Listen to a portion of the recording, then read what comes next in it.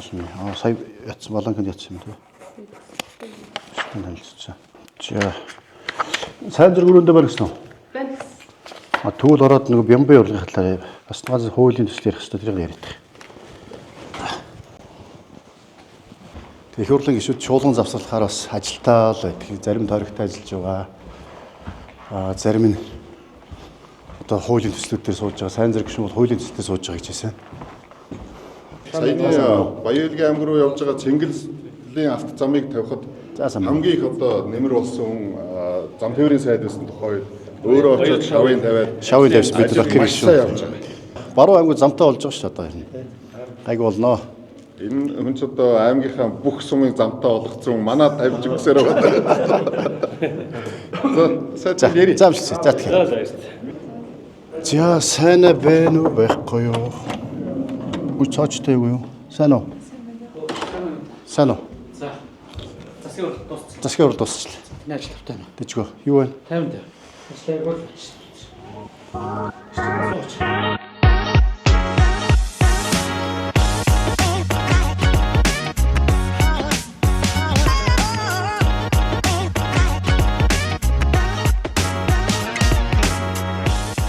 Манай сумын ойлж.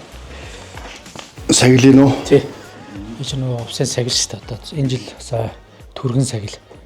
Хоёлоо бас 100 жил үү? тий. Хоёлоо одоо бас нэг аав ээж аавынх нь утдаг. Тэгээд очихгүй болоо. Нэг нь 3 км засмал замаас 3 км, нэг нь 5 км шүү дээ. Тэгээ засмал замтай болоог байх шүү дээ. Одоо болгож байгаа. Нэг болгож үүдэг Болгоно тий. тойргийн гишүүнийг болгоорой. Одоо миний тойргийн сум юм чи 3 км, 5 км болгож бодож байгаа юм. За чуулган завсарлага юу гэж байна? Би одоо яг чуулганы сурлагаанаар ерөөхдөө одоо хаврын чуулганд бас өргөн барьж хилцүүлэх гэсэн хуулийн төслүүд дээр бас ажиллаж байна. Ерөөсөө л нөгөө улсын хурлын гишүүн болж бас зорж ирсэн ажлууд буюу за ерөн зүгээр л та бас гадарлаж байгаа та үе үеийн л хууль зүйн дотоод хэргийн яам сайдуудын бас амбиц бас зорж явсан хувийн эрх зүйн шинжилгээ юмнуудаа нэлийн төлхөө барьж аваад л одоо оролдоод байна. Тухайлах юм бол ямар хуулийн дээр? За арилжааны хууль явж байна. За арилжааны хууль гэхээр бас хүмүүс маань бас нэг жоохон нэр томьёоны үдэн дээр бас хоногшгүй ч магадгүй. Энэ болохоор яг хоёр бизнес эрхлэгчтэй хоорондох тэр гэрээний эрх зүйн харилцаа, төлөөлөл за бизнес эрхлэгч хэрэглэгчтэйгээ үүсдэг тэр нюанстай харилцаануудыг үндсэндээ бас нэг орчин үеийн жишг хандлага руу оролцуулъя. Яг энэ асуудлуудыг шийдэхгүй болох нь мөнгнүүд маань төгжигдээд бизнесийн эдийн засгийн эргэлт тэнд очиж жижиг энэ хууль эрх зүйн төгжөөнөөс болж төгжигддэг, шүүх рүү явдаг. Шүүхтэр очиод 2-3 жилээр, 4-5 жилээр за шийдвэр гарлаа ч гэсэн дахиад 3-4 жилээр ингээ гацаад энэ одоо бизнес гэдэг чинь одоо ихтгэлцэл байгаа тийм. Ихтгэлцэл дээр тогтож байгаа бизнес ярилцаанууд үндсэндээ жоохон саармагчаад байна. За энэ дээр ажиллаж байна. Тэгээд нөө шийдэхэд айгүй хүндрэлтэй хэдэн шүүх дамжуулдаг. Тэгэхээр шүүхийн бос журмаа шийддэг тийм. Арай зардал багтаа цаг хугацаа хөнгөн шийддэг. Тэр юмлууд тийм байна. Чухал шүү дээ. Одоо өнөөдөр чинь хүн болгон тэгэл жижиг асуудлаас болоод шүүхтэр очиж хэдэн сар жил болж компани хуулийн шинжилгээ хариулах дээр ажиллаж байна. Тэгээ компани хуулийг нөхөрлийн хуультай нэгтгээд шинжилгээ хариулах хийж жижиг хүчтэй зэмжт эрхийг одоо хамгаалъя. Хоёрдугаарт яг л одоо бизнес хийх гэж хүмүүс чи компаниар дамжуулж ихэнхдээ бизнес үйл ажиллагаа хийж байгаа боловч яг энэ одоо бас засаглал энтрийн үед бас зарим одоо шийдэх асуудлууд байгаад байна. Энийг нэг шийдээд бас энэ одоо үүсэж байгаа нөхцлүүдийг нэг тодорхой болгоё гэдээ явж байна. Дампуурлын хууль байна. Хуулийн төсөл боловсруулах бол нэг ч юмд асуудал биш байх. Чих хурлын хамгийн газартаа хуулийн зөвлөх хийжсэн. За хууль зүйн амжилтанд 16 тусны ачаал наттай ажиллаж байсан. Дараад Нямдар сайттай, Нямбатар сайттай гэдэг ингээд хууль зүйн бодлогын газрын дарга төрийн нарийн бичгийн дарга хийгээд дандаа хуулийн төсөл боловсруулад их хурлд хилцүүлээд одоо хэдэн жил явцсан болохоор хэдэн жил явт 8 бараг 10 жил. Ерөнхийдөө 13 оноос хойш л 13 оноос хойш тийм болохоор хууль боловсруулах тал дээр бол асуудал байхгүй байна.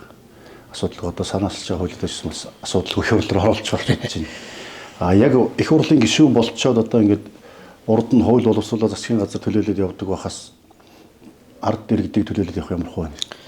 Яг энэ бол хариуцлагатай ажил юм байна. Тэгээд бас яг үнийг хэлэхэд энэ одоо асуудлуудыг бас ямар байдлаар бас тий ард иргэдтэй яг энэ төлөөлөл гэдэг зүйлийг байлгах вэ гэдэг зүйлийг бас харцнаад байна. Ерөнхийдөө энэ хууль тогтоогч яг бизнес нийтлэг байдлаар Монгол улсын хөгжилт хэрэгтэй ямар хуулиуд байж болох тэрэн дээр л яг одоо бас өөрийнхөө хүч хөдөлмөрийг тавья. Эргээд одоо бас энэ хуулиа баталсан хуулийн араас хэрэгжилтээр нь анхаарч явъя гэсэн ийм л одоо зүйлэр энэ одоо улсын хурлын гишүүний чиг үүргийг харуулъя гэсэн Ийм л одоо тодорхой Үндсэн 3 чигүүрээс 2-ын чи сайн хийнэ гэж нэг нь бас сайн хийх ёстой шүү дээ. Хууль тогтоохтой, хууль санаачлах эрхээ бол хэрэгжүүлж сайн хэрэгжүүлж чадна угаасаа. Хуулийн хэлтийг хяналт тавихтай энэ асуудал бол сайн чинь ард түмний төлөөлөлтөй сонгогдсон тойрогтоос ажиллах энэ дээрээс анхаарах. Тэгэл байх. Тэгээд яг нийслэлийн ажлыг бол бас хаяхгүй байх. Харин гэхдээ бас шинэ оруулах хэрэгтэй байхгүй уур амьсгал шинэлэг хандлах тий. Тэгэхгүй одоо хуучин бол их хурлын гишүүд ихээр цагаан сараар шинжилгээ бэлэг тараадаг тэгэл гадагшин дотгош аялуулдаг гэдэг хандлагаар хардаг бол энэ хандлагыг ус өөрчлөх зөв шүү дээ. Тэгэл яг одоо бас тендерийн үйл дээр ажиллаж байна. Тендерийн үйл шинжилгээ дээр ажиллаж байна. Энэ тендер худалдаа авалт дээр цүнхний компани орж ирээд ажил явуулдаг. Яг зөв. Ирэх жилээс нь төсөв нэмж тавихаас өөр аргагүй болдог тий. Одоо ажил хүчний зардал, бараа материалын үнийн өсөлт гэдэг юм. Ийм зүйлээс болоод энэ төсөвт ачаал өгдөг асуудлыг бас нэг асуудал нь тендерийн үеийн бас гацаа байгаа маа гэдэг. Энийг эсвэл бас шүүхтэд гацаагаа шүү дээ. Хийж гацаагаа. Тэгэхээр энийг л одоо их зөв болгоё гэсэн ийм одоо бас бодлоор энэ тендерийн үйл дээр бас энэ одоо хаврын жуулганы одоо эхлэхээс өмнө өргөн байрыг гэсэн байдлаар бас нийслэлийнхэнтэй сууж байна. Агрын тээвэрт бид нэр либералч хийж чадсантай адилхан эрчим хүчин дээр либералч гэх юм байна. Зөвхөн одоо үн нэмээд орхичлоо гэж би бас хэлээд байгаа. Та нар үн нэмээд орхичлоо. Түүний оронд тийм үү их ус барих гэж цахилгаан станц барих гэж байгаа. Аж ахуйн нэгжүүлэгт зөвшөөрлөгийн чөлөөтэй болгох. Дээрэс нь дамжуулалт хуваарлтан дээр байж байгаа тийм үү үйлдвэрлэл дээр байж байгаа төрийн эмч компаниуд дээр байж байгаа. Тэр шахаануудыг хүн суртлуудыг олон орондог цомхон болго зардлаа бууруул. Ингэх юм бол үн нэмэхгүйгээр асуудал шийдэх болцоо. Харин одоо яг энэ хийгээч гэж бас ярьж байгаа. Бүрэн тантай бол бүрэн санал нэг байна. Одоо яхаарахгүй эрчим хүчний компаниудын засаглалыг сайжруулахгүй бол энэ дээрээс хэмнэлт үүсгэж цомхон гүр бүтээмжтэй бас ажиллах нөхцөлийг бүрдүүлэхгүй бол зөвхөн үн нэмснээр эрчим хүчний реформ гэдэг ойлголт бас явчлаа. Тэгээ нөгөө талд бас хэрэглэгчээ бэлдэх асуудал байна. Тэг хэмнэлттэй байх. Ядаж одоо өөрийнхөө өмчийн асуудлыг дулаан алдагдлыг багасгах энийг төрийн бодлоор яаж дэмжих үү гэдэг. Би одоо шинэ ховдод ингээл гэр хороолт цахилгаанаар халдаг тийм үү. Шанаа халуун цэвэр өгөх хэрэгтэй болоо. Урагшаа байгаа ш нормын гэр хороолт талын хашаа тийм. Талын хашаа тийм. Тэгэл ингээд үндсэндээ бол дид үс цэвэр өгсөн шугамд очиж өгöd халаа усаа бол халаа цахилгаан халаагаар шийдээд ингээд явсан чинь энэ жил эрчим хүчний өнөөсөлтөөс болоод бүгд буцаагаад зуухруу орчихно. Улаанбаатарт бас тийм их асуудал гарч байна. Уул нь одоо Улаанбаатар одоо утааг шийдэх хамгийн төгс шийдэл бол ерөөсөө гэр хороолол дид үс барих. Харин. За та бас чуулганы хугацаанд гишүүнийхээ хувьд ямар хуулийн төслүүд дээр одоо бас тантай бол бас хууль зүйн дотоод хэргийн сайд байхад бас олон хууль дээр ажиллаж байлаа. Одоо бас анхны хууль маань эргээд яг би таны яг удирдлагаар газрын дараагаар ажиллаж байхад гэр бүлийн хүчирхийлэлтэй тэмцээл, эрүүл хамгийн харуулсан тий. За оны өмнө одоо яг тодгон санд юм аа. Яг хөлийн хуулийг 93 онд батлагдсан хуулийг бид эднийг шинжилж батлуулад Монгол улсын хөлийн цагдаа гэж манай инх хэрэгшүүд нар юм оруулж байгаа бас бүх асуудал. Тэгээд нэг тэр хуулиа нэг бас 20 тухайд 25 жилийн дараа гэж жил удаа бид хэлж байгаа. Тэр байхгүй момент одоо байдیں۔ Зүгээр бас их дурсгалтай. Тэр чинь гэр бүлийн хуулийн дээрс бид нар одоо оюун гэрэл гишүүн экс гишүүн жоохон шүүмжлүүлээд гэхдээ маш сайн хууль болсон. Гэр бүлийн хүч хэлбэрийн таслан зогсож чадсан маш хариуцлагатай болсон. Одоо бол асуудалгүй болж байна. За эрүүгийн багц хуулийн дээр бас шүүмжилжсэн боловч харьцангуй одоо сайн хууль болсон. Яг зөвшөөрүүлээд явж байна тий. Хөлийн тухай хуулийг шинжилсэн найруулга байсан. Үндсэндээ бид одоо дэд сайд инх хоёроос чи хууль зүйн бодлогын газар дээр багт бид нарыг яг бие дааж оруулсан анхны том хууль. Нөгөө хуулиуд нь урд нь засгийн газар өргөн барьсан байгаа. Зайлшгүй засах шаардлага гараад бид нараас татаж яваад буцааж өргөн барьчихсан. Тэг хөлийн тухай хууль бол бас миний одоо хууль зүйн дотоод хэргийн сайдлаад яг бие дааж батлуулсан анхны хууль. Тэр бас их гоё хууль шүү. Тэг чи одоо хөлийн цэрэг дараад мэдээ цагдаагийн хууль батлуулсан. Хөлийн цэрэг цагдаагийн шүүгэн шийдвэрүүд энэ байгууллагууд бол харьцангуй одоос нэлээд жоохон сулдсан зохион одоо унжидсан гэдэг юм уу те.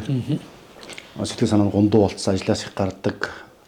Нөхөө хангалт хийж чаддаг боловсруучнээ. Тийм болцсон үед нь бид нэр хөлийн тухай хуулийг хийж 3 малгай өмсдөг байсан бол 8 малгай өмсдөг болсон. 8 төрлийн одоо хүнсний бүтээгдэхүүн хэрэглэдэг байсан бол 26 төрлийн хүнсний бүтээгдэхүүн хэрэглэдэг болсон. Цалин одоо хил дээр застав дээр ажиллаж байгаа бол Улаанбаатарт ажиллаж байгаас 2 дахин илүү цалин авдаг болсон гэдэг. Одоо бол хөлийн зэвсэг зөвшөөрсөн шүү тэр хуулийн хүчинд. Тэр хуулийн одоо үр дүн ч гэсэн одоо үргэлжлээд явж байна. Сая Батлан амлахын сайдлууд байх бас нэг шийдсэн бол бас бидний үед шийдсэн тэр онцгой нөхцөл нэмэгдэл. Хөлийн тухай хэл зөвтгчөөр орхигдсон байсан юм байна. Бид нар ч юм бол цагдаад 30% өгдөг болоод шүүгэн шийдвэртэй өгдөг болоод нэлээ одоо тусгай төрийн тусгай албаагч нартай онцгой нөхцөл нэмэгдэл нь 25-30% өгдөг болцсон. Тэгвэл хөлийн тухай хуулинд орхигдсон байж Сая Батлан амгалан сайд болсон чинь угаасаа зөвчөчний хөлөнд бас байдаг юм байна. 2004 оноос хойш л одоо 10% байсан. Тэрний сая 25 болж нэмэгдүүлсэн. Одоо энэ хавардгийн бас зөвчөчний тухай хууль, цэргийн албаны тухай хууль, Батлан амгалан тухай хуулиас тодорхой нэмэлт өөрчлөлтүүд оруулах гэсэн. Тийм бодолтой л ажиллаж байна да. Би нэг чуулган дээр танаас нэг асууж байсан юм. Ер нь яг хөө зүгээр энэ Батлан амгалан ам зөвчөчний энэ бүтцийг, дэд бүтцийг ашиглаад залуучуудаа жоохон хөгжүүлэх тий мэрэгжилтэй илүү их яг энэ зах зээл дээр хэрэгцээтэй мэрэгжилтээр одоо сургах асуудал. Тааж бас энийг нэлээд бас яриад ах шүү. Тэгэхээр энэ бодлогыг бол нэлээд тийм эрчимтэй бас дэмжиж одоо бас л бүх талаар юммаар юм шиг санагдаад байна. Одоо яг наадах шиг эхэлсэн явж байна.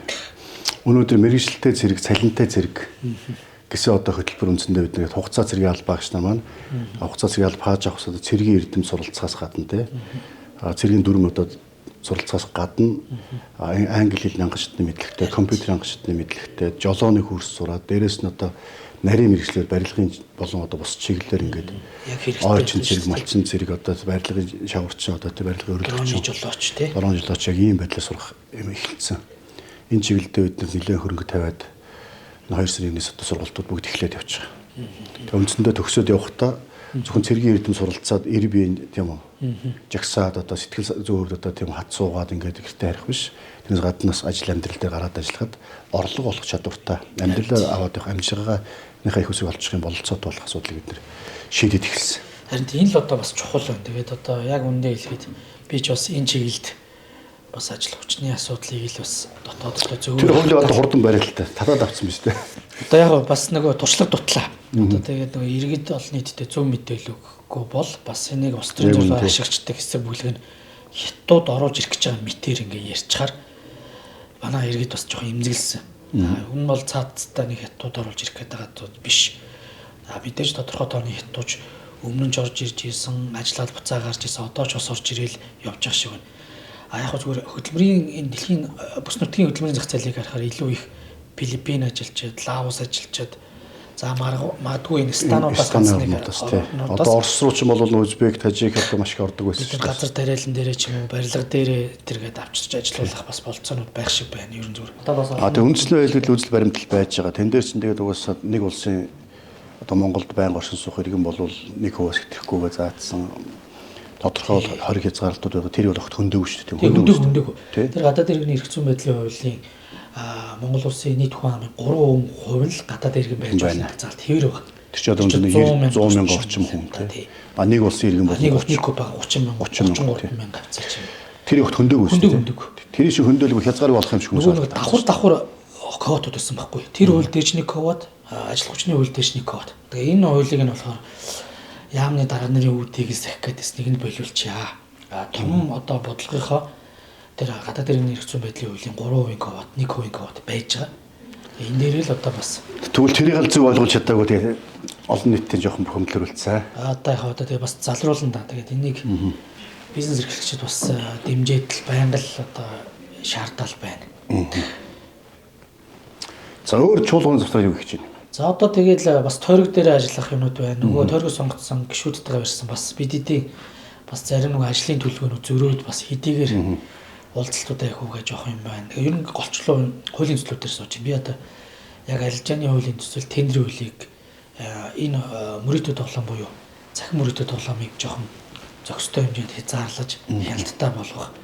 Энээс үүсээд байгаа сөрөг үр дагаврыг багасгах зорилгоор хийж байгаа хууль гэсэн энэ гурван хууль дээр л ингээд төвлөрч ажиллаж байна. Энийг бас хаврын жуулан гэхэд ерөөдөө бэлэн болгоод бас өргөн барих бэлтгэлийн нийлэм явуулчих гэсэн бодолтой л байна.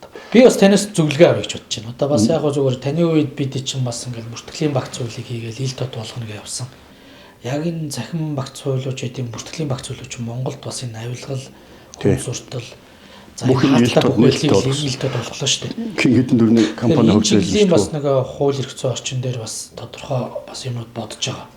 Энэ дээрээс бас нөгөө уул уурхайн салбарын олборлох үйлдвэрийн ил тод байдлын хуулийг бас бодож байгаа. Энэ дээрээс би бас тэнтэй бас нэг зөвлөлтийг гэж бодож байна. Хоёрдугаар нөгөө таны үед эхлүүлж ирсэн дампуурлын хууль, компани хуулийн шинжилсэн хариулгын арилжааны хууль дээр бас нэг яг боосны дараа бас нэг жоохон бас одоо ах гишүүний үед бас туршлагатай парламентчийн үед бас нэг зөвлөгөө авч бас явъя шүү гэдгийг бас тэнд өнөөдрийн уулзалтаар бас хэлээд авъя гэж бодож байна. Тэгээ одоо бие биенийхээ дутуу нөхөөл тэгэл тийм үү одоо чинь заримд нь туршлага байна, заримд нь бас мэдлэг чадвар байна гэдэг чинь нөгөө сайн муу нийл савд үрдэгтэй адилхан бид бүх юм нийлүүлээ л тэгэл Монгол улсын төлөө зүтгэнэ гэдэг. Баярлалаа тэгээд. Олон жил Яг энэ дээр бас дүүтэй анхаарч ажиллах юм биш үү? Тий. шинэ гişүүд энэ жоохон дэмжиж бас ойрхон ажиллаж бодож байгаа. За баярлалаа.